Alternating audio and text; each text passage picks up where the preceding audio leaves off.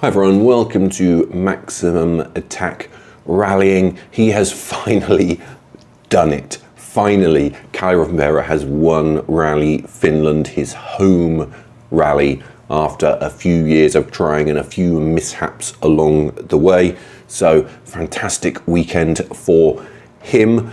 And, I mean, it was a great performance, wasn't it? It was a great performance and a great way to start our Rally Finland roundup. He was not always super comfortable. I don't think he is still struggling with the tyres in the car a little bit, it seems, but that didn't seem to matter. He just put the hammer down and did the job anyway, in spite of it.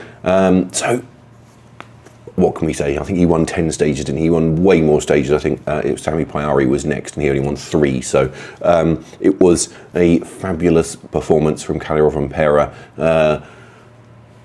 I don't know what else to say about it, really. You know, he's put himself right back in the championship fight. He took maximum points from the rally, obviously, by winning, maximum Sunday points, maximum power stage points. It was a masterclass, wasn't it? All this from someone who hasn't been that comfortable in the car. And I think that is maybe the most telling thing about Kalle Rovanperä's performance. It's ominous, isn't it? If he can do that when he's not 100% comfortable, that sends a shot across the bows of his championship rivals, doesn't it? Because, I mean, what's going to happen from here, isn't it? You know, this is very ominous potentially, and it could mean that he goes on to dominate the rest of the season. So I think the championship starts here, doesn't it? With Kalle Rovanperä on song, the championship starts here. That said, I mean, I think we're still in a weird position in that we don't necessarily know which Kalle Rovanperä we're going to get at each event. So this was a fantastic, sensational performance, very much on the money and in the flavour of the Kalle that we used to know. But it wasn't long ago, was it, where he was really struggling. And then obviously we had that standout performance on the Canary Islands earlier in the season. So it's been very up and down so far. It's going to be fascinating to see how he gets on in Paraguay. And I know that's a different rally and we haven't been there before. But if that gravel form continues, then I think everyone else should be very, very worried indeed. However, I feel like I haven't given Kalle Rovanperä enough credit, but he deserves it. We have to talk about what a fantastic weekend it was for Toyota generally, who finished in the top 5 places. And I think we have to give a big well done to Takamoto Katsuta, who finished second. You know, after my suggestion in recent days that he was in danger following Oliver Solberg's explosive performance in Estonia, he put on a really good display, didn't you know, finished second, and that was the best possible response he could make, really, other than winning the rally, obviously, but I don't think that was going to happen.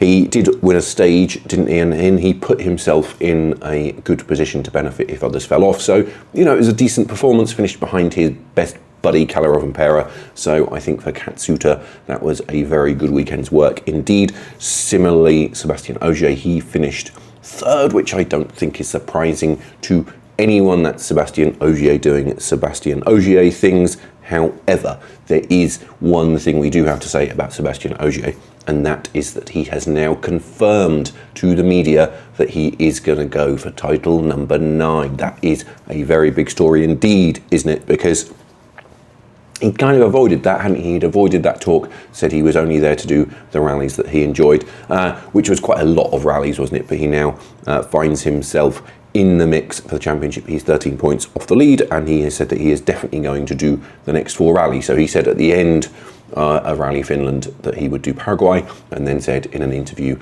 that came out later that he would do the next 4, so Paraguay, Chile, Central Europe, and Japan, which is, I expected him to do CER in Japan, and I thought he would do one of the South American events, so I'm not greatly surprised in a way, but you know, it's a big story, and I think what's particularly big is that he said that if he is in the fight for the title come the final round, Saudi Arabia, he will do that event, and I'm a little bit surprised by that because he always said that he wouldn't do it. So that's a huge, huge story, isn't it? Will he go? Will he get title number 9?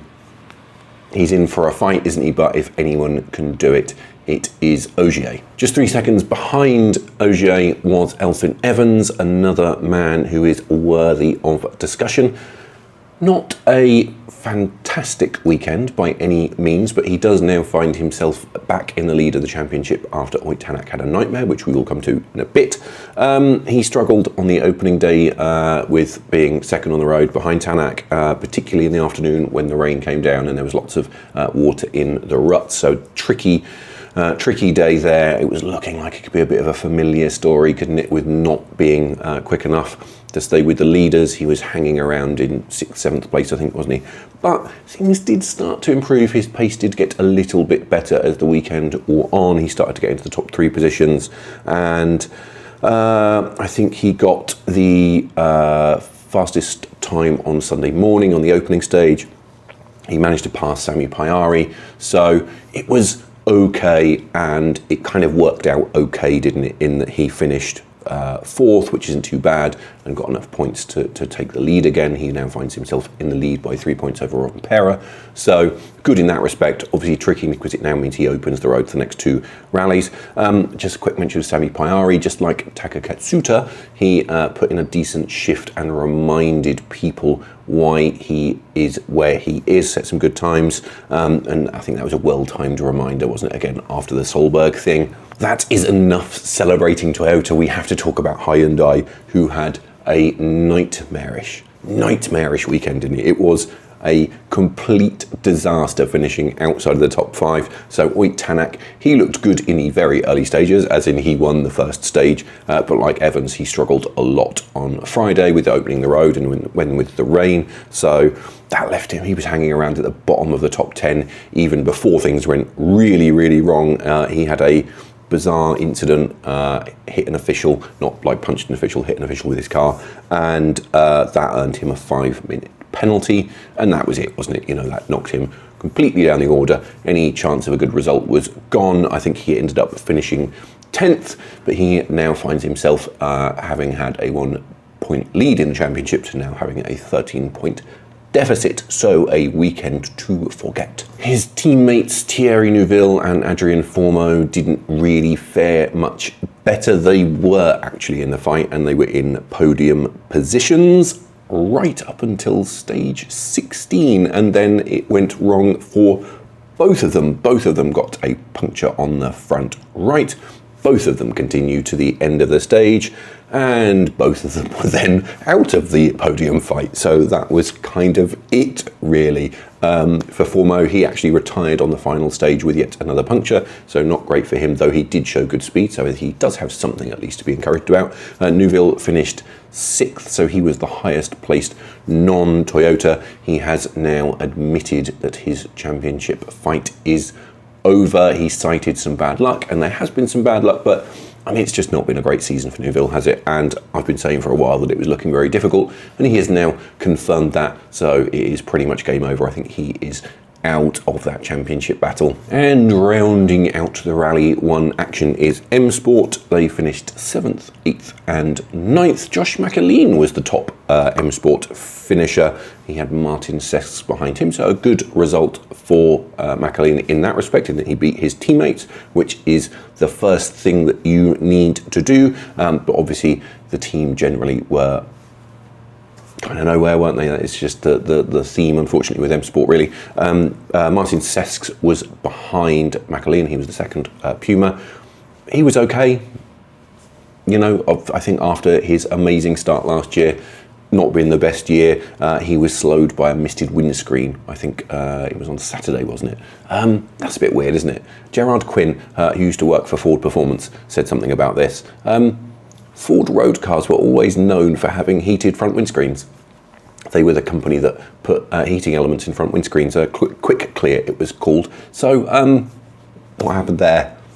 Does the Rally 1 car have that? Does it not have that? Because, I mean, most club rally cars now have heated front windscreens because aftermarket manufacturers have made them for other makes of cars. So it seems a bit strange that a Rally 1 car is suffering from a misted front windscreen. Anyway, Gregoire Munster, he was the final Puma. He had a couple of moments on Friday, had an overshoot, had a puncture on the power stage as well, which didn't help. So there we go. What more do we say? Doesn't get any better at M Sport, does it? which is a shame, I think. I think we all think that's a shame, and we would like to see things improve for them. What can't improve, however, is WRC 2. Rally 2 continues to impress, and it continued to impress in Finland. I could probably make several videos about this all by itself, such is the level of competition. I picked Oliver Solberg as my pre-event favourite, and just like my prediction for the Rally 1 competitors where I said Tanak would win, I was wrong, because Oliver Solberg rolled his Rally 2 Yaris and put himself out of the battle on Friday. Rupert Cornahan won the category, so it was a local winner. But perhaps most excitingly, no disrespect, is the fact that it was Jari Matti Latvala who was second on a little fun outing for him in the Yaris. He showed that he very much still has it, especially as he won more stages than anyone in WRC 2. So that was a very, very good performance from him, and he is the team boss that seems to spend more time rallying than being a team boss at the moment. But all power to him, because he's clearly having a lot of fun. Robert Verves, he broke the All Finland podium. He was in third place. He is from Estonia, in case you're wondering. And Emil Lindholm, another Finn, he was in fourth spot. So a very, very good battle in WRC 2. And it's so good, isn't it? It's so good. It's so good. Why can't we just make it the top category already? Please, please. It's so good. Anyway, I'm not going to go into that. Let's not go down that rabbit hole. But so that was Rally Finland. Do let me know in the comments below what your favourite moment was. Who you think deserves credit? Who you think deserves a dressing down, a bit of hairdryer treatment in the trailer after the event?